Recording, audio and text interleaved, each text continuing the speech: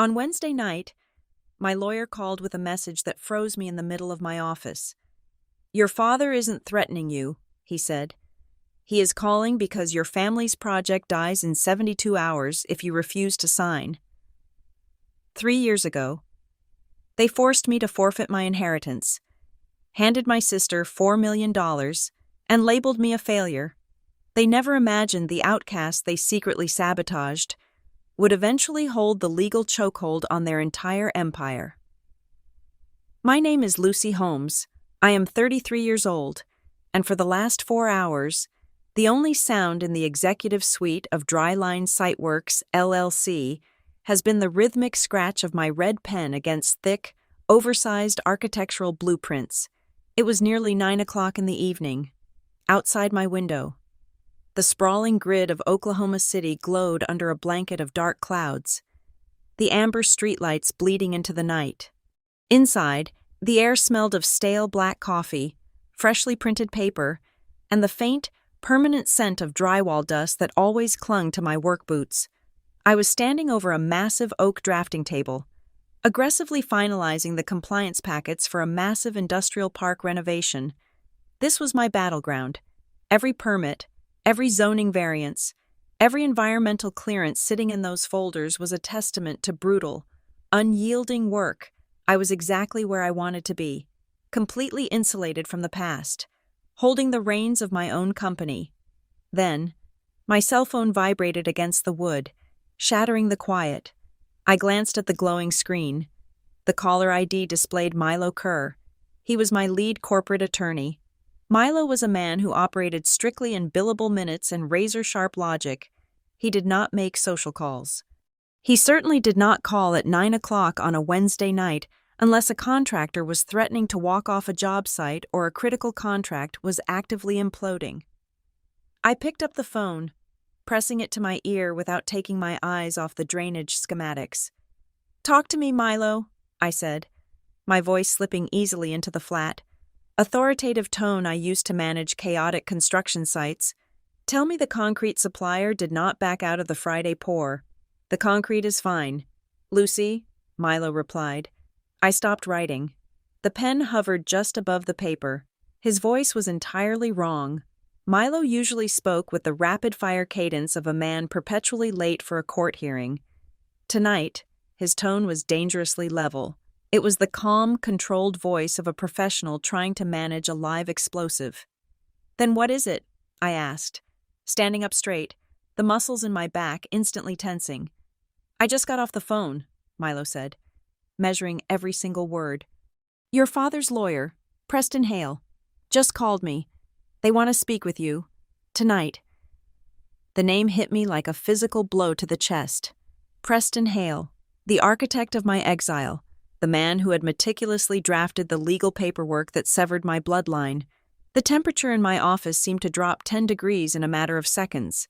I felt a sudden, phantom weight in my right hand, the ghost of the expensive fountain pen they had forced my fingers around 3 years ago. I let out a harsh, humorless breath. Turning away from the blueprints, my reaction was pure, cold armor. I assumed this was just another calculated strike, another twisted attempt at emotional manipulation from a family that specialized in tearing me down. "Tell them no," I said, my voice turning to ice. "Tell Hale to lose my number and yours. I do not care what psychological game my father is trying to play this time. I am not interested. It has been years. Milo. They made their choice, and I am entirely done playing their twisted little games." "No, Lucy, listen to me," Milo interrupted. He did not raise his voice, but the sharp urgency in his tone forced me to close my mouth. "This is not a game. They are not trying to intimidate you. They are in real trouble." I stared blankly at the beige wall of my office. "What are you talking about?" Milo took a deep breath, and I could hear the rustle of heavy document folders shifting on his end of the line. "Your family's flagship development, the Red Mesa Ridge project. The lenders just hit the brakes hard. The entire funding structure is frozen. They cannot close the capital gap." I frowned, my mind struggling to connect the dots. I had intentionally blinded myself to my family's business dealings. I had not looked at a single news article, press release, or financial rumor regarding the Holmes family since the day I walked out of their house. "Why are you telling me this?" I asked, my grip on the phone tightening. "Let them fail. It has absolutely nothing to do with me. I have not touched a single piece of their empire since the day they formally erased my name from the inheritance." "It has everything to do with you," Milo said, delivering the words with the weight of a judge dropping a gavel. "Red Mesa Ridge is dead in the water because they are missing a mandatory signature from an abutting property owner. A signature required for critical emergency access and drainage easements. Without it, the bank pulls the hundreds of millions of dollars in financing." "Okay," I said slowly, the confusion deepening. And, Milo continued, the silence ringing heavily between his words, "that abutting property is owned by Juniper Cut Holdings. Juniper Cut Holdings is a wholly owned subsidiary of your company. They need a signature from the owner of that dirt. Lucy, that owner is you." My lungs stopped working. The walls of the office seemed to rush away from me, leaving me suspended in a sudden, dizzying vacuum. My land. The useless, cracked concrete staging yard I had purchased purely for equipment storage. It was the anchor holding their entire legacy hostage. The irony was so massive, so incomprehensible, it felt like a hallucination. Before I could even process the magnitude of the revelation, Milo drove the final nail into the coffin. "Lucy, Preston Hale did not call to threaten you," Milo said softly. "He did not call to throw your father's weight around. And he certainly did not call to haggle. The man sounded sick. He called to beg. He is asking us for a 72-hour extension before the primary lender pulls the plug and the entire Red Mesa Ridge project collapses." 72 hours. A countdown. I slowly lowered the hand holding the pen, letting it drop onto the desk with a dull clatter. I walked toward the floor-to-ceiling glass window, my boots heavy against the hardwood floor. I pressed my free hand against the cool pane of glass. Staring out into the dark expanse of the city, the reflection staring back at me was a woman in a tailored work shirt, sharp, capable, and entirely in control. I was a woman who had built an empire from the scrap they threw away. But as I stared at my own eyes in the glass, the reflection began to warp. The glowing streetlights of Oklahoma City bled out, dissolving into the blinding, unforgiving glare of the Arizona desert sun. The low hum of the office air conditioning faded into absolute, suffocating silence. My mind violently tore backward. The 72-hour countdown ticking in my head was instantly drowned out by the memory of a mahogany boardroom table. I was pulled back to the exact moment my life shattered, 3 years ago. The day they handed my perfect sister $4 million. The day my own mother looked me dead in the eyes in front of a room full of people and called me the biggest disappointment of her life. The text message arrived on a Thursday afternoon. It was from my mother, Elaine Holmes. It read exactly like a corporate summons. There was no greeting, no inquiry about my well-being, just a rigid directive. "We are having a family meeting this Sunday in Scottsdale. Your attendance is mandatory. Do not be late." The chilling formality of those 2 sentences gnawed at me the entire weekend. I drove down Interstate 17 from Flagstaff in the dead of the night, my rusted pickup truck rattling against the pavement. The descent from the cool, pine-scented mountain air into the suffocating, oven-like heat of the Phoenix Valley mirrored the sinking dread in my stomach. My mother never did anything without a meticulously crafted agenda. A family meeting in the Holmes household was never a casual gathering around a dinner table. It was a calculated, strategic event. I pulled through the wrought iron security gates of my parents' sprawling estate just before 9 o'clock in the morning. The manicured desert landscaping, the aggressively green lawn that defied the severe drought, the imposing stone facade of the house, it all projected an image of flawless, impenetrable wealth. I parked my truck out of sight, suddenly conscious of the dust coating the tires and the faint smear of industrial grease on the knees of my jeans. When I pushed open the heavy double doors, the central air conditioning hit me like a wall of ice. The house was completely silent, but it was a heavy, loaded silence. I walked toward the formal dining room and froze in the wide archway. It looked exactly like a private tribunal. The long mahogany table had been cleared of any decorative centerpieces. More than 10 extended relatives were already seated. Aunts, uncles, and older cousins who only ever materialized for high society galas or funerals sat perfectly upright in high-backed leather chairs. Their faces were entirely unreadable, acting as a silent, judgmental jury. At the head of the table sat my father, Grant Holmes. He wore a crisp, tailored suit on a Sunday morning, his posture rigid and uncomfortable. To his immediate right was Preston Hale, the family attorney, adjusting his gold-rimmed glasses while resting his manicured hands on a massive, leather-bound legal folio. But the absolute center of gravity in the room was my sister, Amelia. She sat directly opposite the lawyer, wearing a flawless, cream-colored silk blouse, her posture practically radiating serene, untouchable confidence. Amelia was a rising star in commercial litigation, the golden child who had never once stepped out of line. One glance at her perfectly composed expression told me everything I needed to know. She was not surprised by this gathering. She had helped orchestrate it. "Sit down, Lucy," my father said. His voice was entirely devoid of warmth.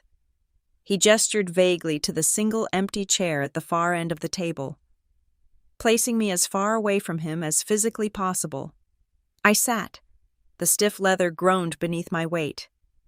No one offered me a glass of water or a cup of coffee.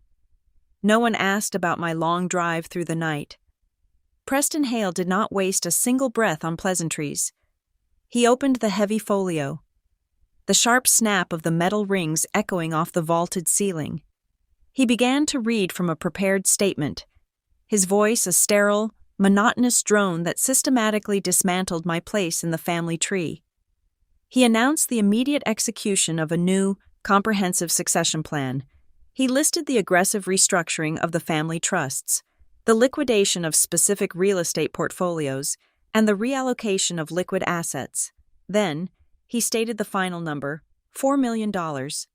Cash, high-yield investment accounts, and lucrative property deeds, all totaling $4 million, were being unconditionally transferred to Amelia Holmes, granting her sole control over the family's generational wealth. I sat perfectly still, my hands resting heavily on my knees under the table. I waited for the second half of the presentation. I waited to hear how the remaining assets would be divided, or what minor, restrictive trust had been set aside for me. But Preston abruptly closed the massive folio. He reached into his leather briefcase and pulled out a single, painfully thin manila folder. He slid it down the length of the polished mahogany wood until it stopped directly in front of me. I opened it. Inside was a solitary document. It was a comprehensive waiver of estate claims. It included an ironclad non-contest clause and a strict non-disclosure agreement. It was a legal gag order and a formal disinheritance wrapped into 3 pages of dense, suffocating legal jargon. My name existed in this entire elaborate succession plan for one purpose only: to legally erase myself from it. I looked up from the stark white paper. I looked at the jury of relatives who refused to meet my gaze, staring instead at the fine china cabinets. I looked at Amelia, who offered a small, deeply patronizing smile of sympathy that did not reach her cold, calculating eyes. Finally, I looked at the head of the table. "What about me?" I asked. My voice did not shake. It was quiet, but it carried sharply across the long room. My father abruptly shifted his weight, suddenly finding the wood grain of the table utterly fascinating. He could not look at me. He did not have the spine to deliver the killing blow himself. That duty fell to my mother. Elaine Holmes sat up straighter, elegantly adjusting the diamond tennis bracelet on her left wrist. She looked me dead in the eyes, her expression a terrifying mask of aristocratic disdain. "You have always been the most failed investment of this family, Lucy," my mother said. The words were delivered with brutal, practiced precision, designed to inflict maximum psychological damage in front of our entire bloodline. We do not throw good money after bad. I felt my jaw tighten painfully, but I refused to give her the satisfaction of a physical reaction. An investment, I repeated flatly. Look at yourself, my mother continued, her voice rising slightly, thick with absolute disgust. You threw away a perfectly good seat at a top-tier law school. You embarrassed us in front of all of our professional colleagues. And for what to play contractor, to run around dirty construction sites? Managing day laborers and getting your hands filthy, you chose a volatile, unstable, blue-collar life that constantly humiliates this family's reputation. You are a massive liability. We are simply mitigating our risks. The sheer audacity of her reasoning hung heavily in the air. I was not a drug addict. I was not a criminal. I had simply chosen to build real, tangible things with my own hands, instead of endlessly litigating them in a sterile courtroom. I had chosen the dirt, the steel, and the honest exhaustion over their toxic country club politics, and for that crime, I was being surgically excised from the family. A suffocating pressure built in my chest, a desperate, childish urge to scream, to flip the heavy table, to beg for my father to say something, anything, in my defense. But I looked at my father's bowed head and my sister's triumphant posture. I realized then that pleading would only feed their superiority. They wanted me to break. They wanted a hysterical, weeping reaction to validate their cruel narrative that I was unstable and unworthy. I reached into my pocket and pulled out a cheap ballpoint pen. I did not read the dense paragraphs of the waiver. I did not care what hidden legal traps Preston Hale had set. The money meant absolutely nothing to me anymore. The only thing that mattered in that sterile, freezing room was my dignity. I pressed the pen to the paper. I signed my name on the dotted line with swift, heavy strokes. I flipped to the second page and signed again. I closed the folder and pushed it back toward the center of the table. I stood up. The harsh scraping of my chair against the hardwood floor sounded like a gunshot in the dead silence. I did not look at my mother. I did not look at my father. I did not say a single word of goodbye or utter a single curse. I turned my back on the tribunal and walked down the long hallway, my boots echoing loudly against the tile. I pushed open the heavy front doors and stepped out into the blinding, white-hot glare of the Arizona desert sun. The heat instantly wrapped around me like a heavy blanket, thawing the ice in my veins.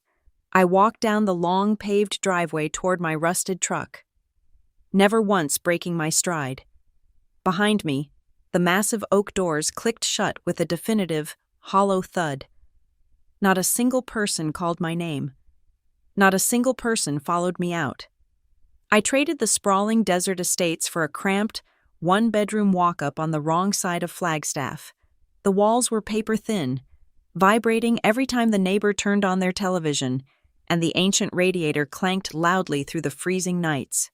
My new reality was measured in gallons of diesel fuel, monthly insurance premiums, and the relentless, grinding hustle of short-term site management gigs.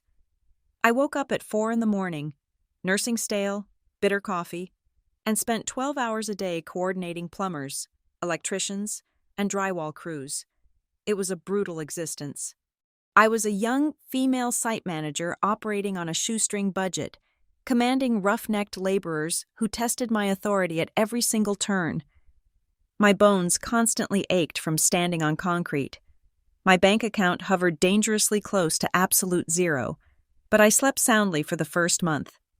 Convinced that walking away meant I had finally bought my freedom, I genuinely believed that by surrendering the inheritance without a fight, my family would simply forget I existed and leave me in peace. That was my first and most dangerous illusion. The reality of my situation fractured 6 weeks later. I had spent 14 agonizing days meticulously bidding on a mid-sized commercial warehouse renovation. It was a lifeline. The profit margin would cover my rent and truck payments for 6 solid months. The developer had shaken my hand on a Tuesday afternoon, praising my aggressive timeline and sharp budget. On Thursday morning, I received a cold, formal email terminating our verbal agreement. The project manager cited vague, unspecific concerns regarding my long-term stability and capacity to handle stress. I swallowed the bitter loss, telling myself it was just a bad break, and immediately pivoted to a smaller residential framing contract.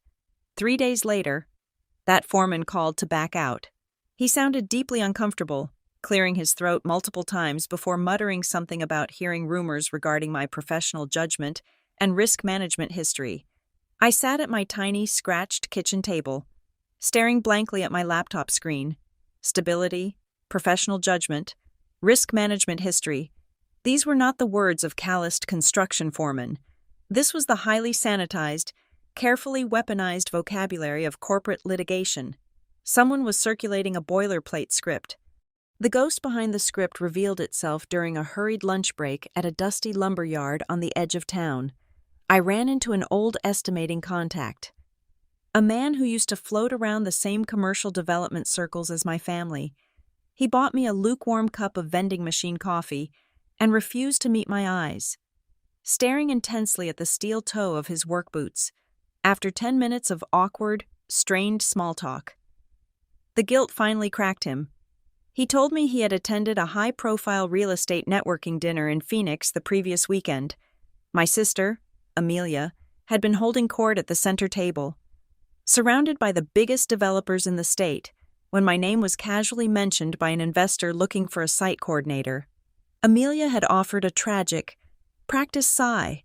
She leaned in and quietly confided that I had caused severe, undisclosed trouble on a recent work site. She whispered that the family had been forced to legally separate from me to shield themselves from massive, catastrophic liability. It was a terrifying masterclass in character assassination. Amelia never cited a specific, actionable incident. She never provided a timeline, a location, or a victim. She gave me absolutely nothing I could take to a defamation attorney. Instead, she planted a highly toxic seed of doubt in the commercial construction industry, where a single lawsuit or delayed permit could bankrupt a developer. Doubt was a swift death sentence. No one was ever going to hire a site manager who came with a whispered warning label from a prestigious, heavily connected corporate lawyer. Desperation is a cold, hollow feeling that systematically strips away your pride. That afternoon, I sat in the baking cab of my pickup truck and dialed the one person in my bloodline I thought might still possess a shred of conscience. He was an uncle on my father's side, a quiet man who had secretly slipped me $100 bill when I graduated high school and always asked about my building projects with genuine interest. He answered on the fourth ring. I did not ask for a loan. I did not ask for a job recommendation. I simply asked him to talk to my father, to beg them to call off the invisible dogs and just let me work. The line was silent for 10 heavy, agonizing seconds. When he finally spoke, his voice was tight with cowardice. He told me that the Holmes household was incredibly tense right now. He said my father was furious about my sudden departure, and Amelia was fiercely protective of the family brand. Then, he asked me to please lose his number, pleading with me not to drag him into the middle of the crossfire. He hung up the phone before I could even process the betrayal. I slowly lowered the phone to my lap. The isolation was absolute and suffocating. They had not just taken my past. They were actively, methodically hunting down my future. They wanted me starving, broken, and crawling back to the estate to beg for scraps, just to prove their narrative right. Night fell over the gravel parking lot of the lumber yard. The towering industrial floodlights flickered to life, casting long, harsh shadows across the pallets of concrete block and stacks of raw pine lumber. The smell of sawdust, hot asphalt, and diesel exhaust filled the cab of my truck. I did not cry. Crying was a luxury for people who had a safety net to fall into, people who had a warm home waiting for them. Instead, I reached across the dashboard and grabbed my battered, leather-bound field notebook.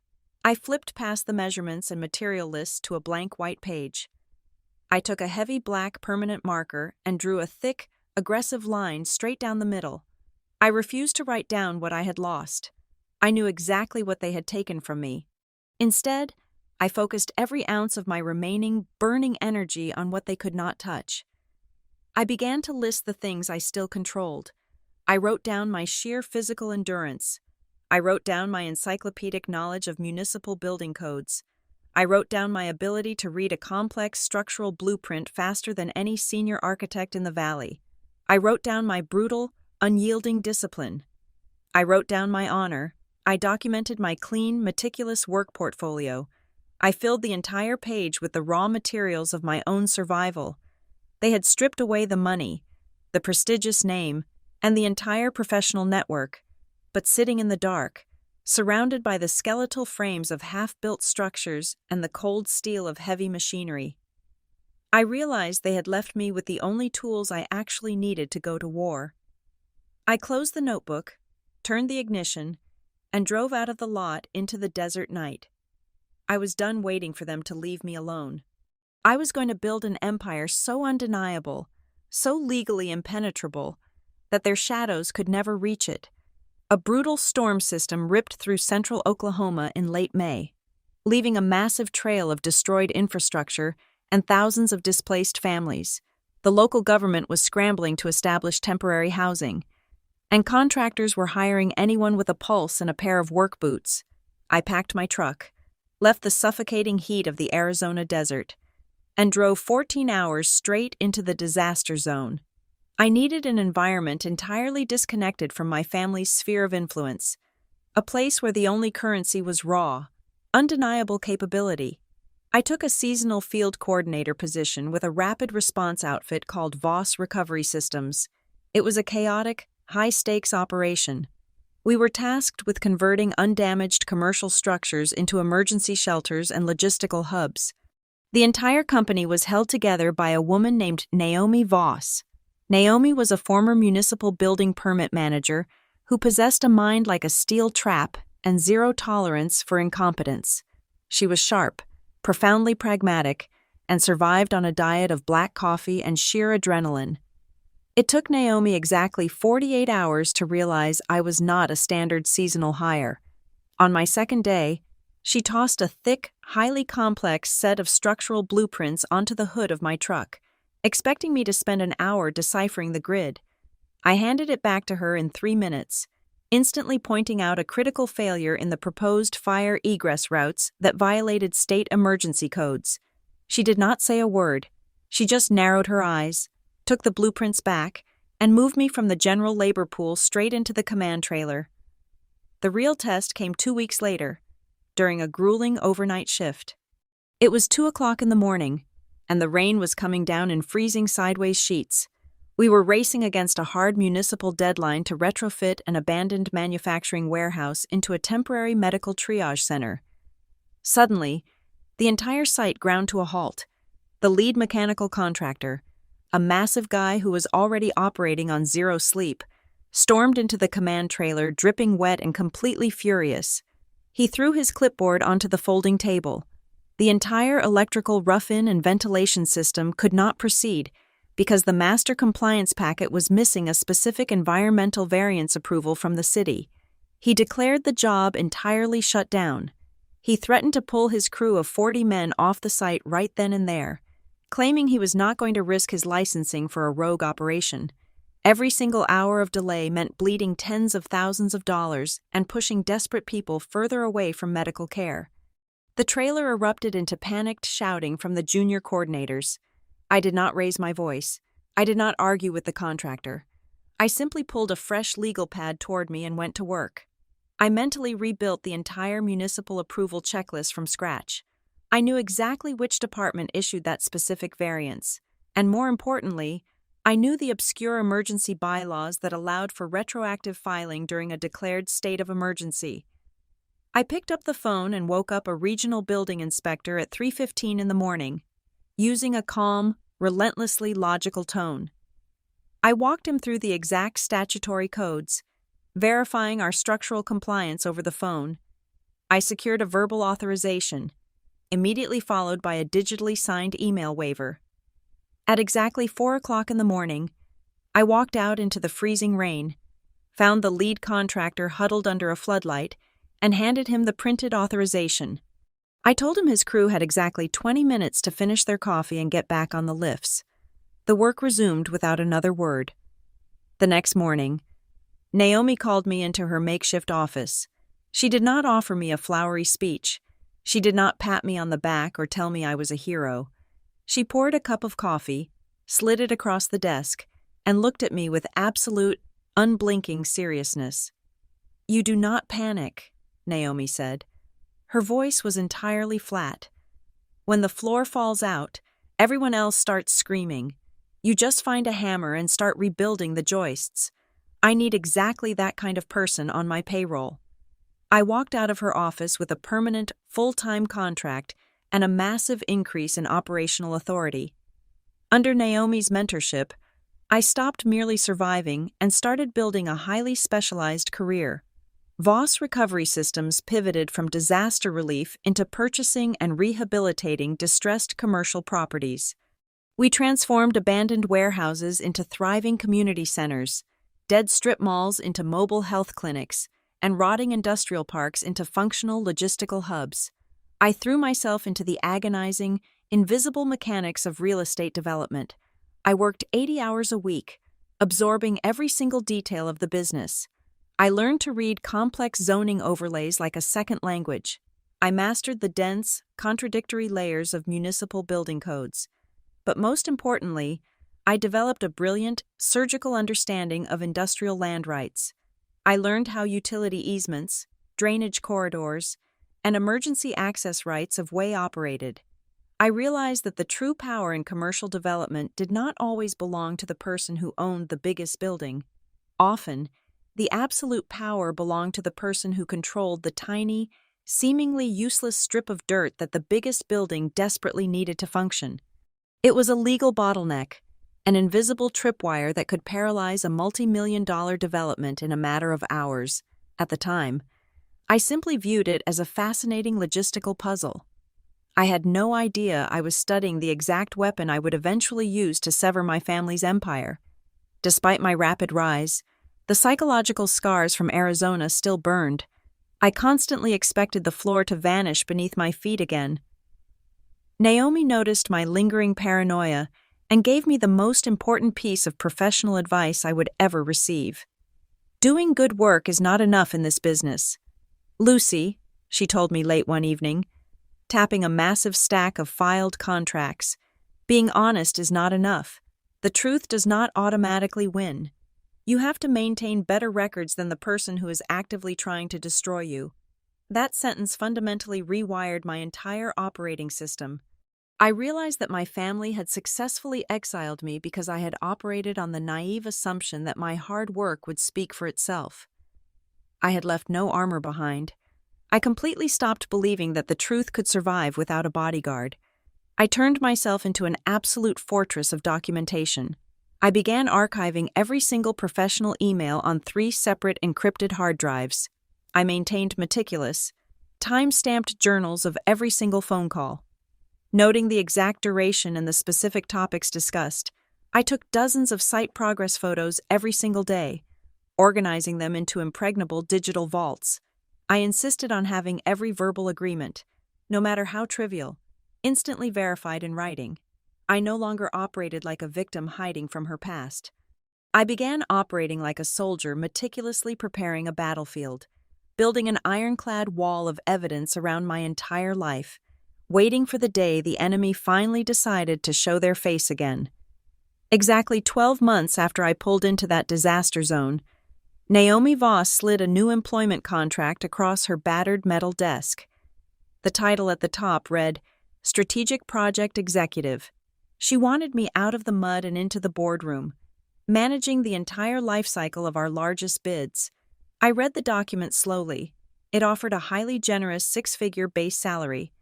I picked up a pen, firmly crossed out the flat number, and wrote a significantly lower base salary, adding a non-negotiable demand for 15% of the net profit on any development I personally spearheaded. Naomi looked at the edit, let out a sharp, genuine laugh, and signed her initials next to mine without a second thought.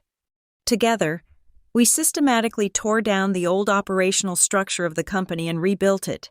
We pivoted away from simple municipal bidding and started hunting for ghosts. We targeted the ugliest, most legally entangled abandoned commercial properties in the region.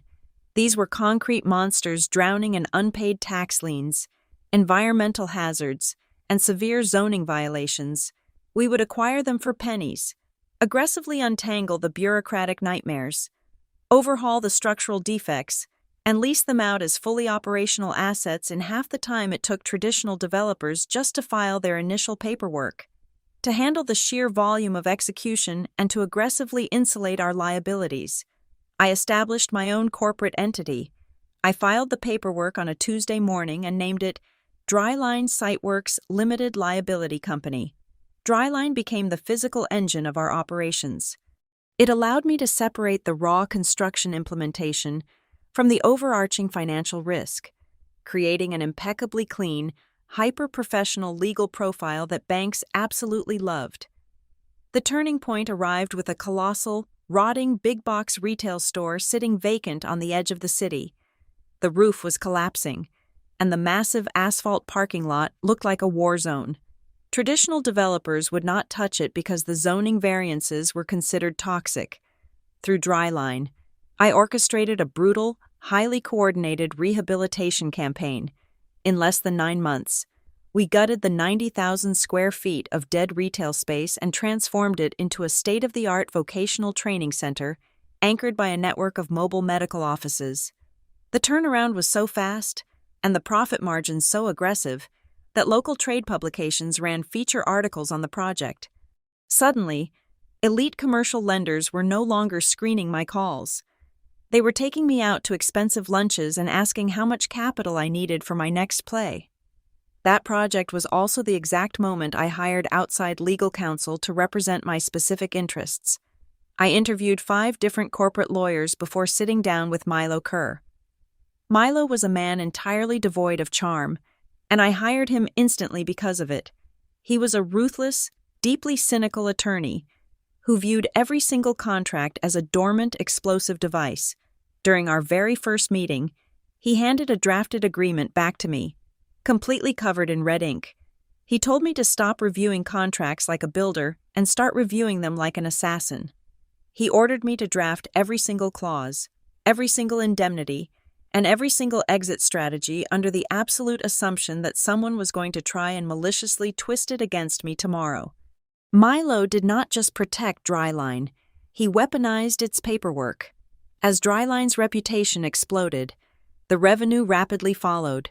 The company was clearing high 7-figure margins. Yet, my personal life remained completely untouched by the sudden influx of wealth. I continued renting the exact same cramped, 1-bedroom walk-up apartment. I still drove the same rusted pickup truck with the failing transmission. I refused to buy expensive clothes or show up to flashy industry galas. Instead, I poured every single dollar of profit directly back into the company. I built an impenetrable cash reserve fund to ensure we would never be at the mercy of a predatory lender during an economic downturn. More importantly, I reinvested heavily in my crew. I did not recruit from prestigious universities or poach from high-end corporate firms. I went looking for the underdogs. I hired the brilliant master electricians who had been laid off because of corporate downsizing. I brought on sharp, aggressive permit technicians who had been passed over for promotions because they lacked a polished pedigree. I hired logistics coordinators who knew how to stretch a budget until it screamed. I built a fierce, intensely loyal corporate culture based entirely on raw competence and flawless execution. In my office, nobody cared who your parents were or what expensive country club you belonged to. If you could deliver results under pressure, you had a seat at my table. By the end of my second year running Dryline, I sat in my office late one night, reviewing our quarterly financial statements. I traced my finger down the final column. We had stockpiled over $3 million in highly liquid, unrestricted capital. We had a pristine credit rating and a flawless portfolio of completed developments. We were no longer just bidding on other people's messes. We had the cash, the legal armor, and the industry weight to start outright purchasing our own distressed assets. I closed the ledger and leaned back in my heavy leather chair. The transformation was complete. I was no longer a discarded daughter begging for a subcontractor gig. I was no longer just moving the pieces. I finally owned the board. The direct message arrived on a late Tuesday evening. It was a secure text from Jordan Pike, a meticulous title specialist I had worked with during my early days in Flagstaff. We had not spoken in over 2 years, so seeing his name illuminate my phone screen immediately put me on high alert. His message was brief, cryptic, and incredibly careful.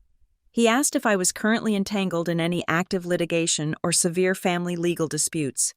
He mentioned that my name, and specifically the name of my new corporate entity, had surfaced in a few highly irregular internal email chains he had accidentally been copied on during a routine commercial underwriting review.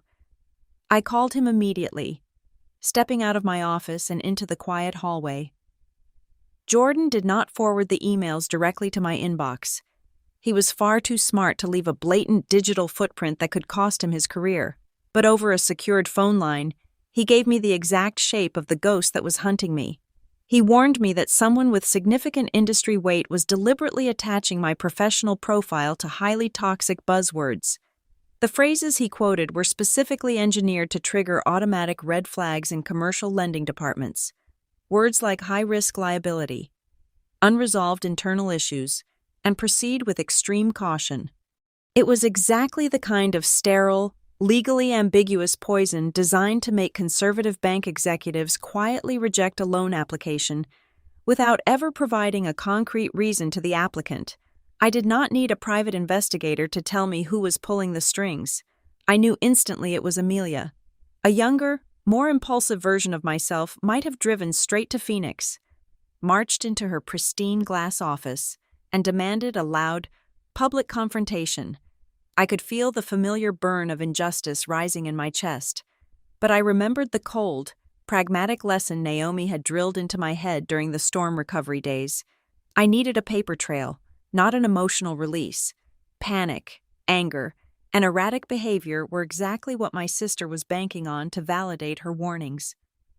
I hung up the phone with Jordan, poured myself a glass of ice water, sat down at my desk, and drafted a sterile, highly detailed memo of our entire conversation, noting the exact time and date. The next morning, I sat down with Milo Kerr.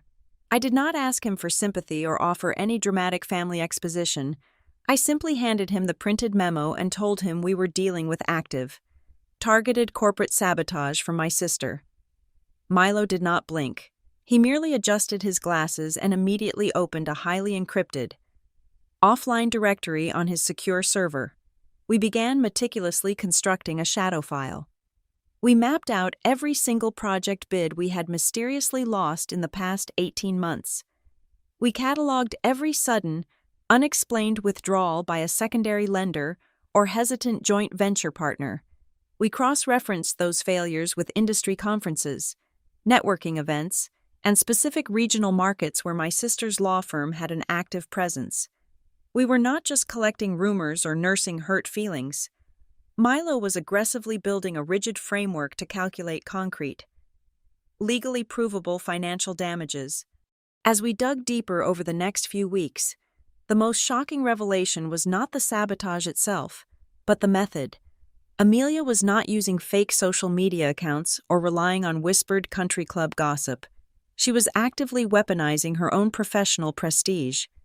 She was using her official capacity as a senior partner in commercial litigation to casually drop these warnings during high-level compliance seminars and off-the-record underwriting dinners.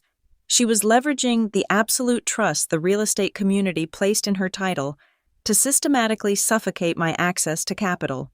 She was wrapping her venom in the guise of professional courtesy, staring at the growing timeline projected onto the wall of Milo's office. A profound realization washed over me.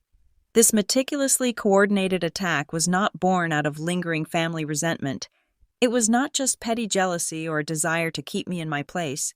Amelia was genuinely terrified. She was watching Dryline steadily gain massive traction in the exact same commercial real estate ecosystem where she derived all of her power and influence.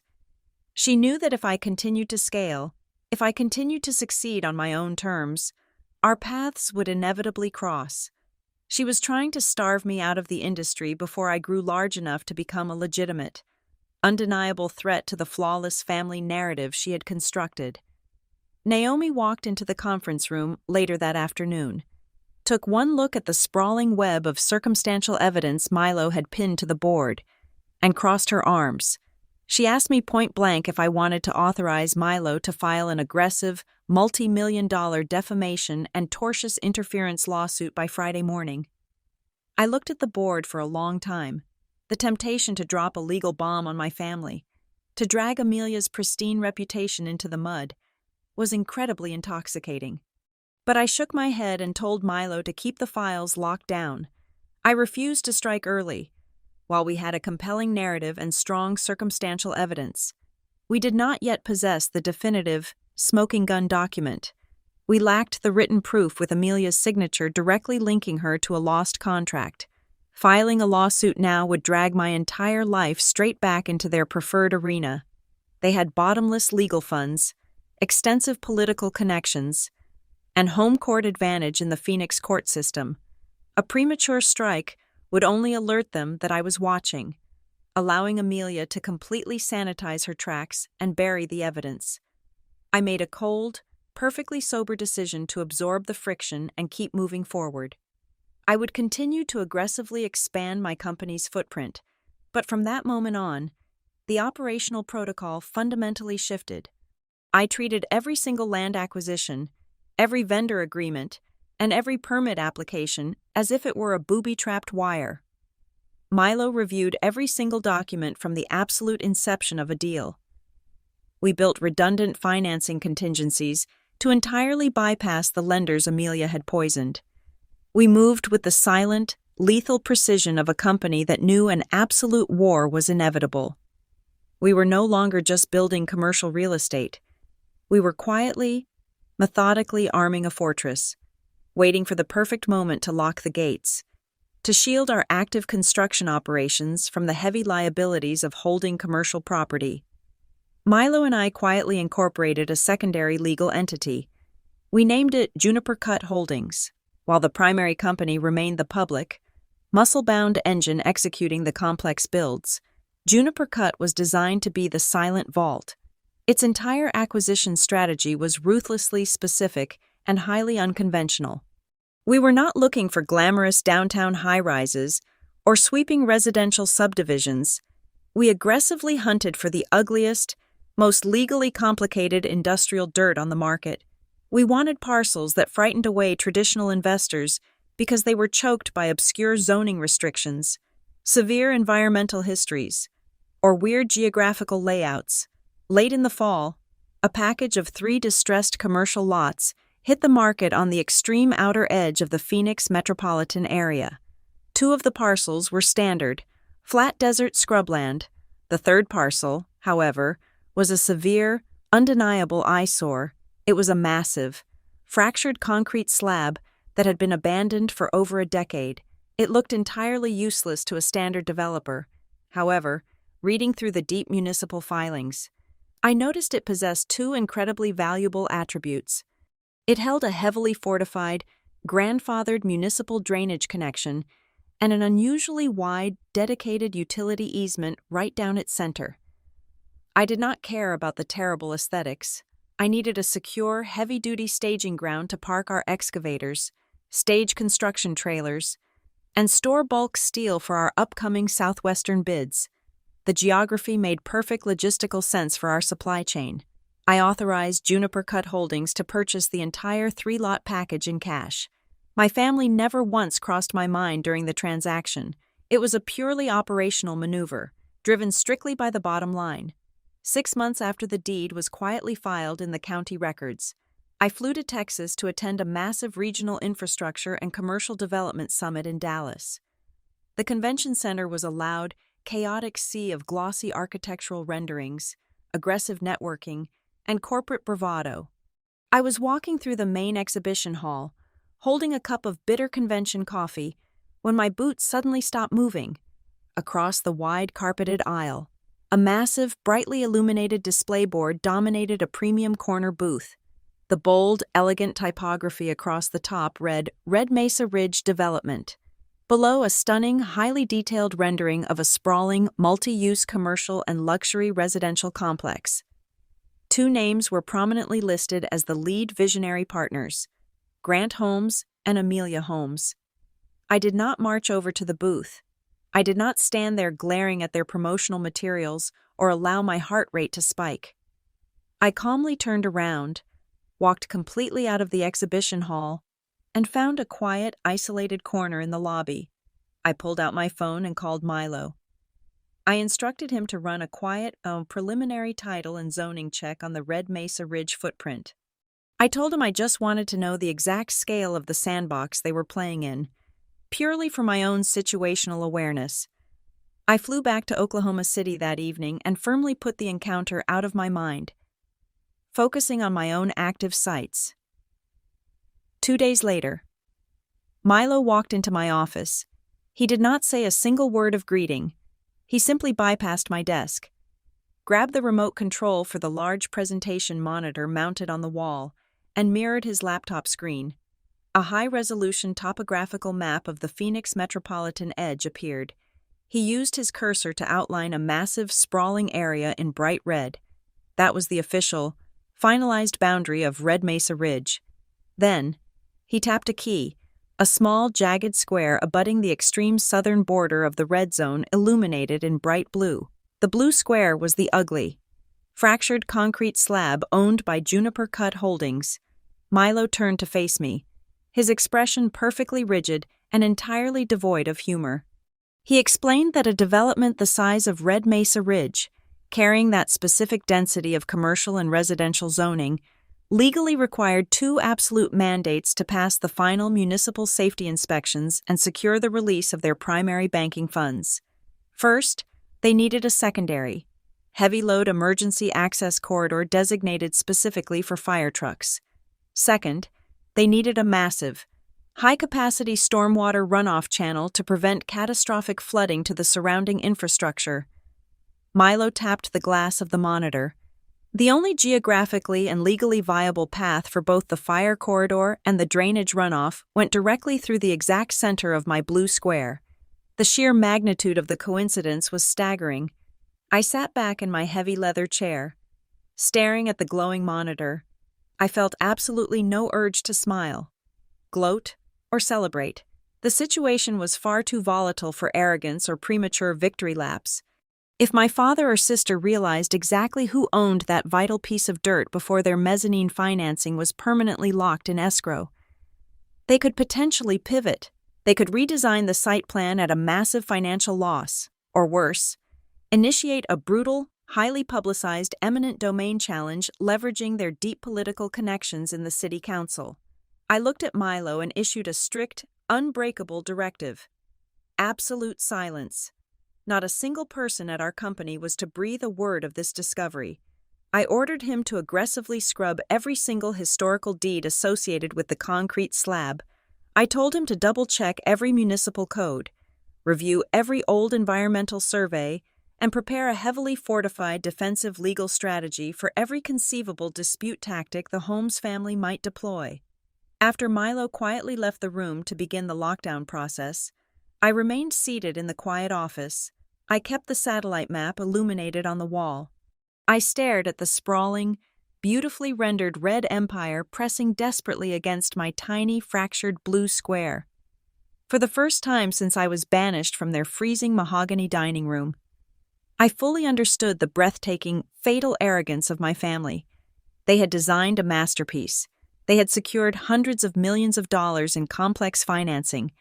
They had staked our entire generational legacy on a towering, magnificent house of cards, and they had built all of it on the blind, careless assumption that the ugly piece of dirt right next door was either completely ownerless or held by an uneducated, desperate nobody who would eagerly surrender it for a fraction of its true value. They had absolutely no idea they had just handed the detonator to the exact same daughter they had thrown away. The memory of the Arizona dining room dissolved, violently snapping me back to the cold glass of my office window in Oklahoma City. I blinked, the reflection of the amber streetlights coming back into sharp focus. The phantom weight of the cheap ballpoint pen vanished from my hand, replaced by the heavy solid reality of my own corporate empire. My phone was still pressed tightly against my ear. Milo was still on the line. patiently waiting for the shockwaves to settle. "Tell me exactly how the bank discovered the bottleneck," I demanded, my voice finally shedding the last trace of the past and steadying into the commanding tone of a chief executive. Milo systematically broke down the anatomy of the impending collapse. The mezzanine lender for Red Mesa Ridge had initiated their final, agonizingly thorough title review phase just hours ago, a mandatory step before authorizing the release of the primary construction capital. The bank's senior underwriters had traced the required utility and emergency easements down to the absolute inch. They hit an impenetrable legal wall the moment they reached the extreme southern boundary of the Red Mesa footprint. The Municipal Planning Commission requires a dedicated heavy-load fire apparatus access road, Milo explained, the rustle of thick paper echoing over the speaker. Furthermore, the environmental impact study mandates a massive, high-capacity stormwater discharge basin to prevent catastrophic flooding to the surrounding public infrastructure, the only geographically and legally viable route for both of those critical systems, cuts straight through the exact center of our fractured concrete staging yard. Milo paused, letting the gravity of the situation fully land. They do not just need a simple, standard quitclaim deed. Lucy, the primary lender requires a complex, multi-tiered legal covenant. They need permanent emergency access rights, a perpetual corridor maintenance agreement, and full indemnification for any future drainage liability. If Juniper Cut Holdings refuses to sign that specific covenant, the bank considers the entire site plan fundamentally unviable, the funding package completely disintegrates, and Red Mesa Ridge dies on the drafting table. I turned away from the glass window and began pacing the length of my office, my work boots striking the hardwood floor in a slow, deliberate rhythm. "Walk me through Preston Hale's exact approach." Milo let out a short, dry sound that held absolutely zero warmth. "He called my direct line 20 minutes ago. The man sounded completely unrecognizable. All that arrogant, aristocratic polish he used to parade around your family was entirely gone. He spoke in a very cautious, painfully polite register. He explicitly stated he wanted to keep this a strictly professional exchange. He actually had the nerve to suggest that we should mutually agree to avoid introducing any unnecessary family elements into a straightforward real estate transaction." "How did you respond to that absolute garbage?" I asked, feeling a cold, dangerous focus settling over my mind. "I gave him absolutely nothing," Milo replied smoothly. "I maintained a strictly formal, lawyer-to-lawyer protocol. I confirmed that my firm represents Juniper Cut Holdings and its parent company. I told him that my client does not engage in verbal negotiations over the phone and demanded that any formal proposals regarding the easement be submitted in writing. But then Hale made a massive tactical error," Milo continued, and I could practically hear the predatory grin forming on his face. "He tried to probe our defenses. He started asking roundabout questions regarding the capitalization and operational liquidity of Juniper Cut Holdings. He clearly assumed you were still operating out of a rusted pickup truck, desperately taking on small-time contracting gigs. He thought you were just a struggling property owner who had stumbled into a lucky geographical position.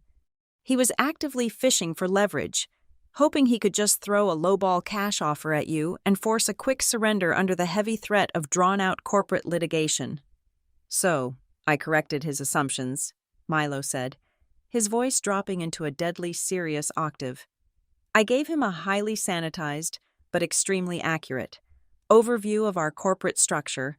I informed him that the combined portfolio of Dryline Site Works, Juniper Cut Holdings, and our actively operating commercial assets recently surpassed a multi-million-dollar valuation threshold.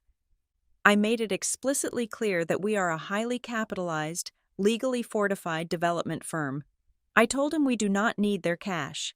We do not fear their litigation budget, and we are perfectly capable of letting that ugly concrete slab sit completely empty for the next 40 years if we feel like it. "What did Hale say to that?" I asked, stopping my pacing and leaning heavily against the edge of my drafting table. "Nothing," Milo answered. There was absolute dead silence on the line for at least 15 seconds.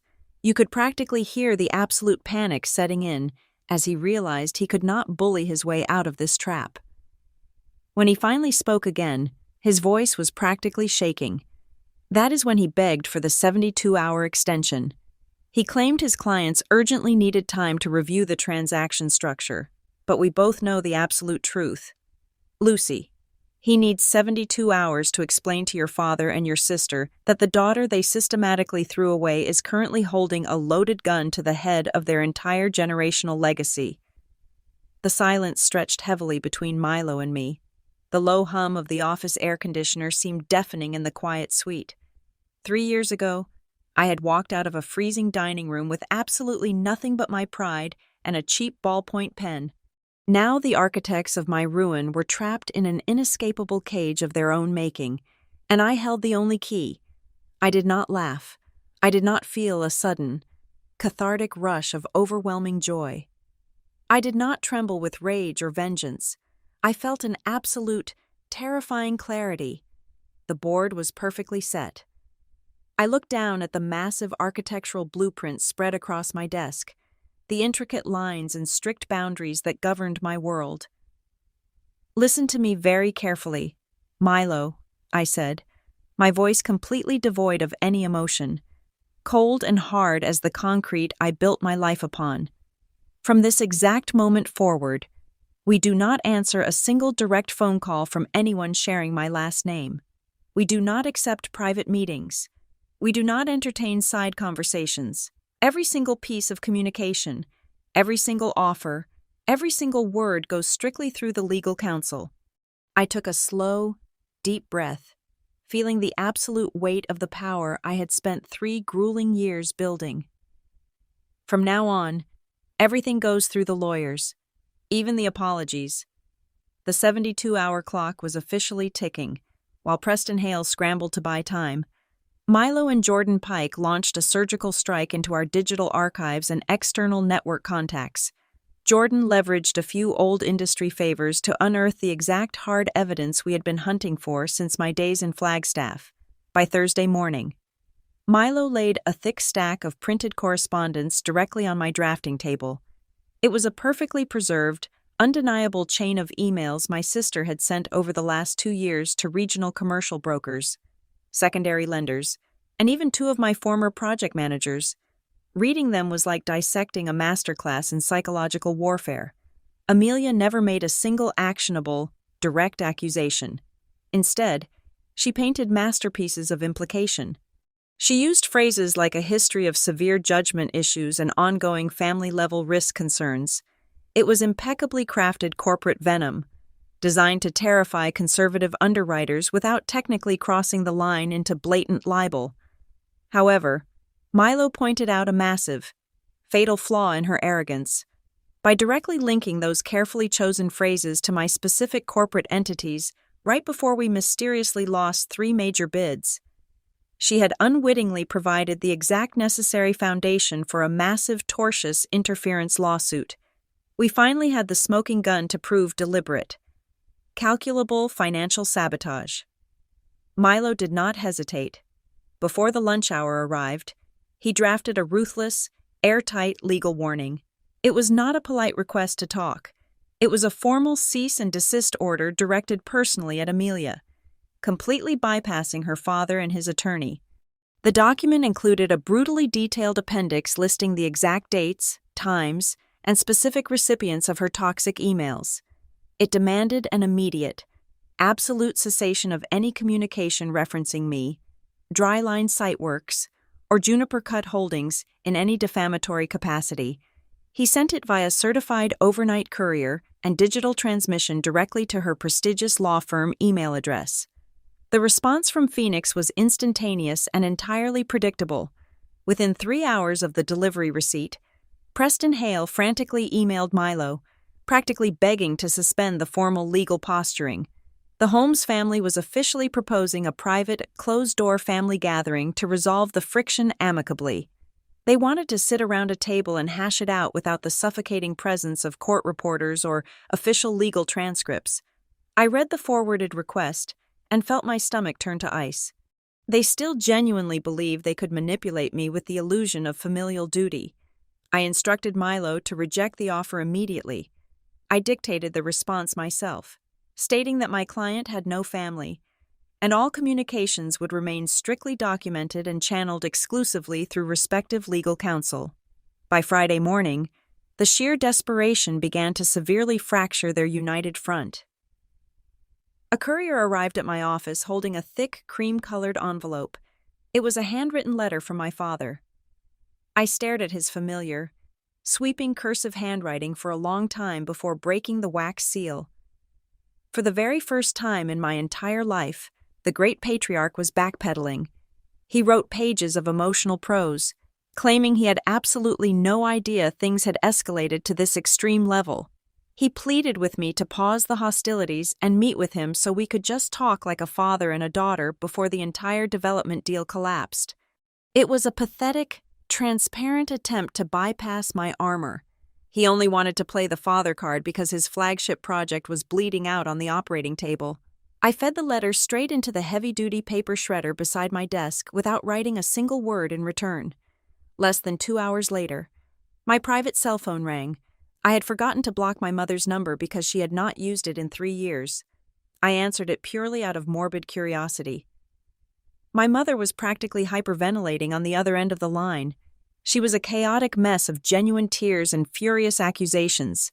She demanded to know why I was intentionally humiliating our family in front of the entire southwestern real estate development community. She shrieked that my stubbornness was making us a laughingstock at their country club. I listened to her completely break down, absorbing the stark realization that even while facing total financial ruin, her absolute primary concern remained the flawless preservation of her high society image. She did not care about the pain they had caused me. She only cared that the public might finally see the massive cracks in her perfect porcelain life. I ended the call without speaking and permanently blocked the number. The final mask slipped late Friday afternoon. Amelia attempted a direct, highly aggressive approach. She bypassed Preston Hale and called Milo's office line directly, her voice dripping with her usual aristocratic arrogance. She demanded to know what I actually thought I could achieve with a flimsy cease and desist letter, actively daring us to take her to court. Milo let her rant for 2 uninterrupted minutes. Then, with the chilling, clinical precision of a surgeon, he outlined our exact strategy. He calmly explained that we were not just preparing a civil lawsuit for tortious interference. We were simultaneously preparing to submit the entire dossier of her emails to the State Bar Association's Ethics Committee, explicitly highlighting her deliberate misuse of her professional legal standing to execute personal, malicious financial sabotage. The silence on the phone was absolute. The arrogance evaporated instantly. The untouchable golden child completely panicked. Her voice visibly cracked as she suddenly pleaded with Milo, begging him not to destroy her legal career, completely abandoning her loyalty to the family project just to save her own skin. I sat across from Milo as he recounted the conversation. I did not smile. There was no joy in watching them unravel. I felt only a cold, mechanical satisfaction. The trap had successfully triggered. They were no longer a united, impenetrable tribunal. They were terrified, fractured individuals desperately trying to survive the severe consequences of their own cruelty. I looked at Milo and told him it was time to finalize the surrender documents. We spent the next 6 hours drafting a comprehensive, airtight set of negotiation terms. We built a legal framework that was not born out of chaotic, emotional revenge, but out of cold, undeniable justice. We engineered a contract that would legally force them to face the exact truth they had spent 3 years trying to bury. And as we printed the final draft, I made a conscious decision to hold back one specific, devastating condition, meticulously saving the ultimate lock for the exact moment we finally sat down at the table. The negotiation took place on a Monday morning inside the sterile, glass-walled conference room of Preston Hale's downtown Phoenix law firm. The seating arrangement mirrored the exact dynamic of a hostile corporate takeover, rather than a family reconciliation. Milo and I sat on one side of the long, polished granite table. Directly across from us sat my father, my mother, my sister, and their attorney. The air conditioning was running high, but the chill in the room radiated entirely from the people occupying it. Preston Hale attempted to control the narrative right out of the gate. He opened a sleek leather binder and slid a single sheet of paper across the granite. He offered a cash sum for the easement that was significantly higher than the current market value, framing it as a generous concession. He firmly stated that his clients wished to finalize the land use agreement quickly and completely separate it from any other alleged personal misunderstandings. Milo did not even bother picking up the paper. He simply pushed it back across the table with his index finger. He informed Preston that the legal and operational risks my company had endured due to their bad faith actions were fundamentally tied to the viability of this transaction. We were not separating anything. The room grew suffocatingly tense. My father cleared his throat, adjusting his expensive silk tie. For the first time since walking into the building, I leaned forward and broke my silence. I looked directly at the four of them, my voice perfectly level and devoid of any lingering anger or sorrow. "I did not fly here to teach you a moral lesson," I stated, locking eyes with my father. "I am here to sign the easement agreement, and I will do so if, and only if, every single one of my operational and legal conditions is met in full, right now, in writing." Milo opened his briefcase and distributed 4 identical, thickly bound legal packets. I did not wait for them to read it. I dictated the terms aloud. First, Red Mesa Ridge would pay the exact independent valuation price for the utility and access easement, accompanied by a permanent, non-negotiable long-term maintenance fee structured directly into their operating budget. Second, Amelia was required to draft and send a formal, legally binding letter of retraction to every single broker, lender, and project manager who had received her previous emails. The letter had to explicitly state that her prior comments regarding my professional judgment and the risk profile of dryline site works were entirely unfounded and factually incorrect. Third, the entire Holmes family would immediately sign a strict non-disparagement agreement, permanently barring them from ever disseminating false or damaging information about me or my corporate entities again. Fourth, Red Mesa Ridge would establish and fully fund a $1 million scholarship and apprenticeship trust dedicated to young women pursuing careers in commercial construction and site management within the state of Arizona. I made it explicitly clear that Amelia's name would not be attached to the foundation, and the family would not be permitted to use the trust for any public relations leverage. Finally, any and all future contact with me, for the rest of our lives, would occur strictly through corporate legal channels unless I explicitly provided written consent otherwise. The moment I finished detailing the retraction letter, Amelia slammed her hands down on the table, her flawless composure shattered completely. She reacted with pure, visceral fury, realizing that the retraction clause was a direct, devastating blow to her pristine professional image. She desperately tried to pivot the conversation, her voice pitching up as she invoked our shared childhood, practically demanding to know how I could do this to my own flesh and blood. I did not flinch. I did not change my expression. I simply stared at her and instructed Milo to refer them back to page 4 of the document. My father looked at the paperwork, his face pale and suddenly looking 10 years older. He reached across the table, his voice carrying a pathetic, trembling weight. "I was wrong, Lucy," Grant said, pleading with his eyes. "I know I was wrong, but you do not need to go this far." I held his gaze, feeling the absolute, heavy finality of the moment. "I am not going far," I replied, my voice slicing cleanly through the thick silence of the room. "I just finally hired a lawyer, exactly the way you always taught everyone to protect their assets." With that sentence hanging in the air, Milo executed the final maneuver. He pulled the massive, compiled dossier of Amelia's emails, the calculated potential financial damages, and our drafted tortious interference litigation framework from his briefcase. He dropped the heavy stack of evidence directly onto the center of the granite table. The sound echoed like a judge's gavel. Preston Hale stared at the thick stack of evidence. He slowly took off his glasses, rubbed the bridge of his nose, and turned to his clients. He quietly, firmly advised them to sign the packet.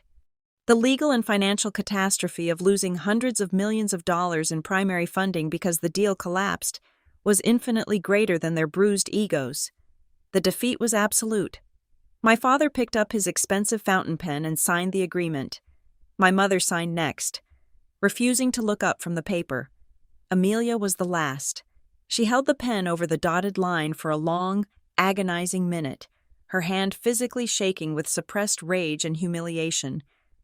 But she had absolutely no choice. She signed her name.